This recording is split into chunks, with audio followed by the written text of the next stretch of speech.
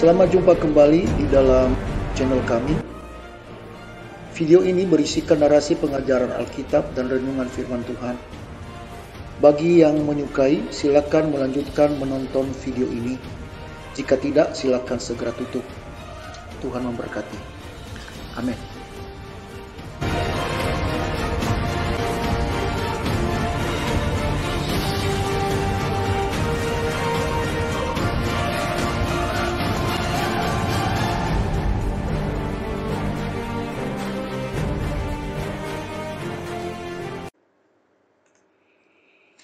Pada kesempatan ini, kami mengetengahkan kepada kita sebuah tema pengajaran Alkitab, dan saya berikan judul Pareto Principle.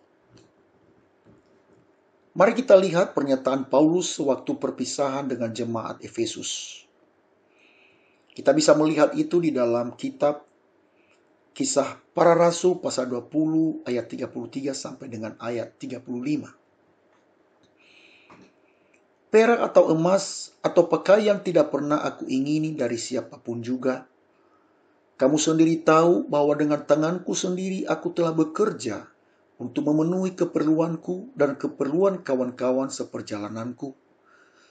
Dalam segala sesuatu telah kuberikan contoh kepada kamu, bahwa dengan bekerja demikian kita harus membantu orang-orang yang lemah dan harus mengingat perkataan Tuhan Yesus, sebab ia sendiri telah mengatakan adalah lebih berbahagia memberi daripada menerima. Kata-kata ini kita bisa menggarisbawahi tentang harus mengingat perkataan Tuhan Yesus, sebab ia sendiri telah mengatakan adalah lebih berbahagia memberi daripada menerima. Kata-kata Tuhan Yesus ini disebut agrafa, artinya kata-kata yang tersirkulasi di antara para rasul, tetapi tidak pernah tercatat di dalam Alkitab, baik Injil kanon maupun kitab-kitab apokripa, atau kitab tambahan, atau Alkitab yang dipergunakan oleh Katolik. Paulus tidak berhalusinasi atau berusaha mengatakan sesuatu dengan melebih-lebihkan. Perkataan Tuhan Yesus ini juga bukan perkataan yang Paulus terima dari pernyataan khusus, melainkan ini adalah kata-kata Tuhan Yesus atau intisari pengajaran Tuhan Yesus yang diteruskan dari mulut ke mulut. Inilah pertama kali perkataan itu ditulis dalam Alkitab dan tidak mempunyai referensi apapun. Lihat ulang, kekuatan pengajaran Tuhan Yesus ini adalah lebih berbahagia memberi daripada menerima. Pengajaran ini seharusnya menjadi backbone kehidupan beriman orang percaya. Pertama, menjadi orang percaya adalah kehidupan yang memberi. Kedua, menjadi orang percaya bukan kehidupan yang memelas atau menadahkan tangannya. Yang ketiga, menjadi orang percaya adalah kehidupan yang memberkati atau menjadi berkat bagi orang lain. Dengan pengajaran ini, maka seharusnya topi memberi menjadi topi yang biasa saja, bukan topi yang dibesar-besarkan. Saya tidak percaya ada orang percaya yang pelit, tidak mau memberi tapi sukanya meminta terus. Orang percaya hidup dalam gaya hidup yang memberi karena mereka sudah lebih dulu menerima. Orang percaya menerima pemberian besar atau unmerited favor. Kita semua menerima anugerah yang tidak layak kita terima, bukan karena kita layak dikasihi, maka Allah mengasihi kita, tetapi Allah memilih untuk mengasihi kita. Paulus menghidupi pengajaran Tuhan Yesus itu. Pertama, menjadi hamba Tuhan bukan menjadi orang pemalas. Kita sering mendengar ungkapan hamba Tuhan itu sehari kerja, 7 hari libur. Sementara jemaat Tuhan, 7 hari kerja, 1 hari libur. Apakah ungkapan ini mendekati kenyataan? Tentu bukan kita yang menghakiminya.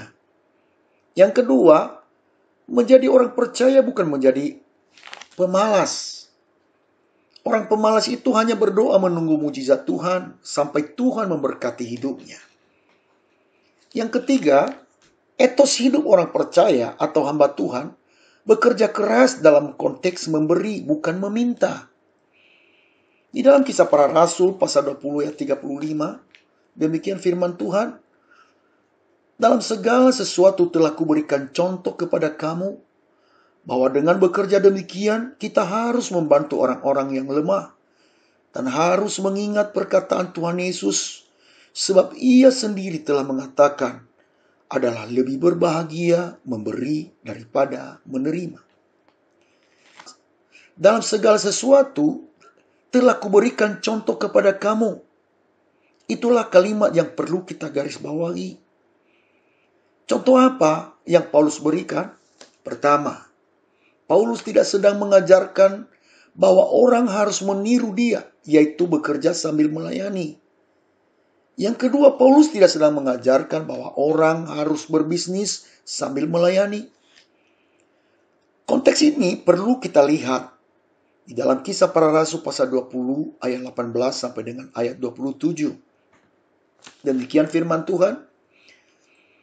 Sesudah mereka datang, berkatalah ia kepada mereka, kamu tahu bagaimana aku hidup di antara kamu sejak hari pertama aku tiba di Asia ini. Dengan segala rendah hati aku melayani Tuhan.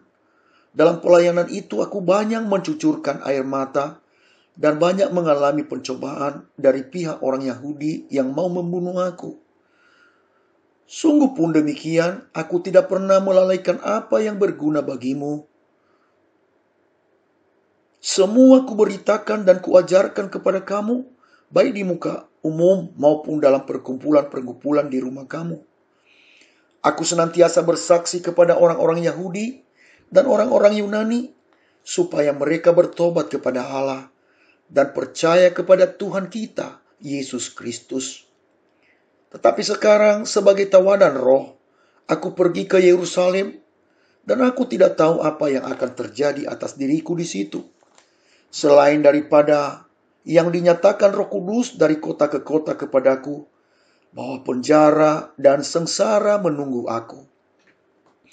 Tetapi aku tidak menghiraukan nyawaku sedikit pun, asal saja aku dapat mencapai garis akhir dan menyelesaikan pelayanan yang ditugaskan oleh Tuhan Yesus kepadaku untuk memberi kesaksian tentang Injil kasih karunia Allah.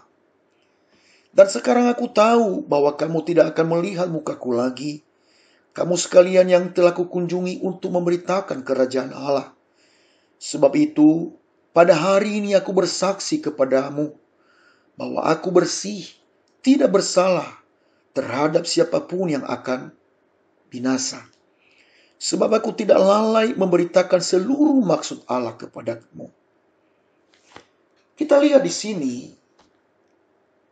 yang pertama Paulus mengajar dan mempraktikkan Injil yang Alkitabiah.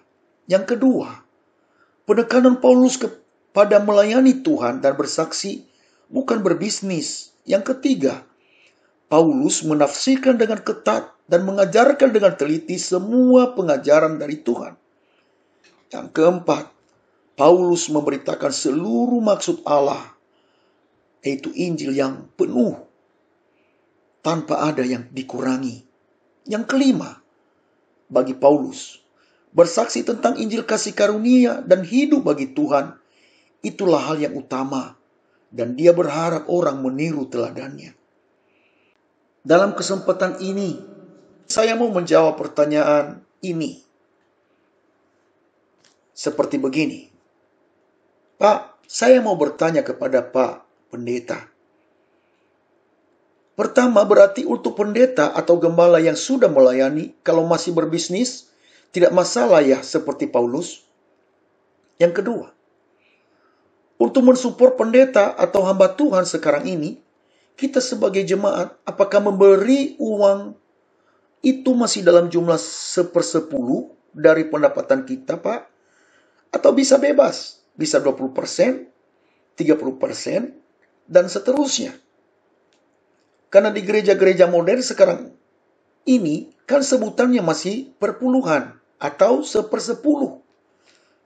Dan jemaatnya rata-rata memberi juga 1/10 dari pendapatannya. Nah, jawaban saya berdasarkan pengajaran Paulus ini, pertama, Apakah pekerjaan atau bisnis hamba Tuhan itu mendukung komunitas yang dia layani? Dan dalam konteks bersaksi, atau orang ini hanya menjadikan pelayanan sebagai hobi dan bisnis adalah pekerjaan utamanya? Panggilan orang ini sebenarnya di mana? Apakah dia sudah memberitakan seluruh maksud Allah atau sound doktrin atau ajaran yang sehat Alkitabiah? Apakah dia sudah memberitakan dan mengajarkan semua pengajaran yang benar atau Injil yang penuh tanpa ada yang kurang? Yang kedua, konsep ini saya serahkan kepada gereja lokal setempat sesuai dengan kebijakannya.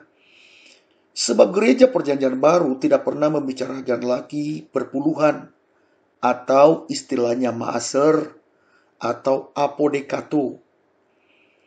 Gereja perjanjian baru berbicara tentang konsep memberi. Sampai berapa jauh itu diterapkan setiap gereja mempunyai kewenangannya tersendiri.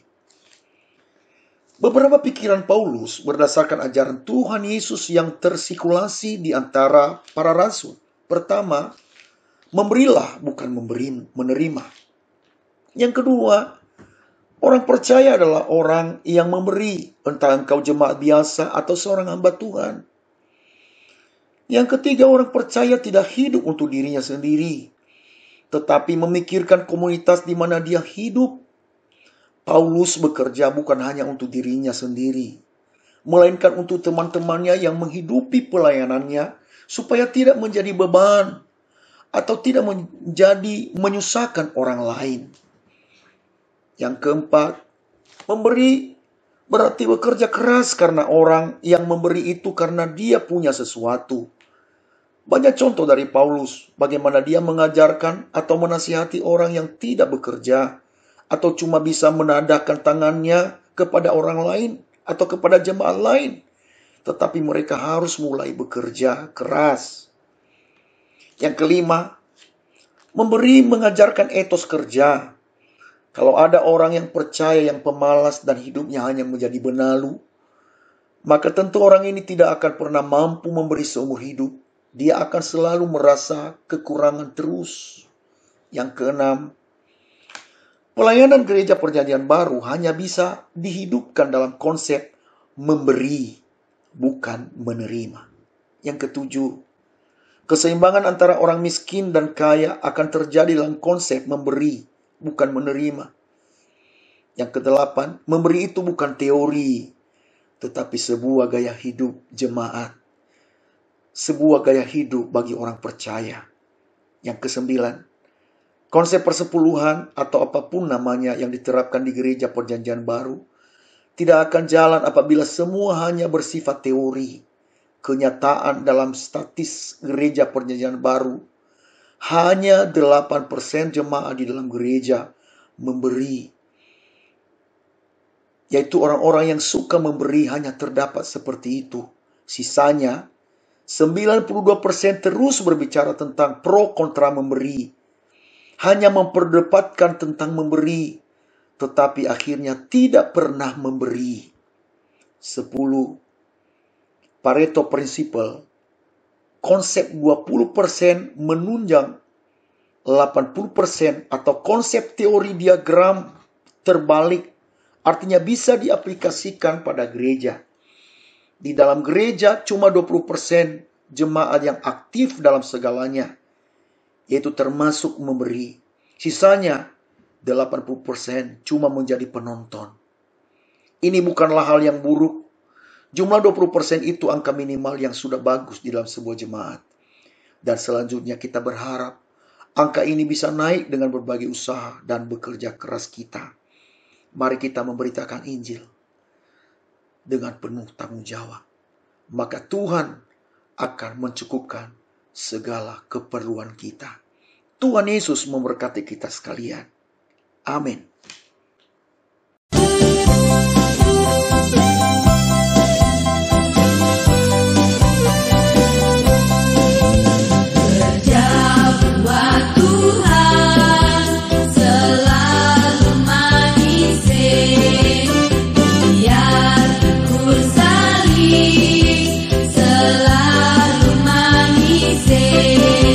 Ayo kerja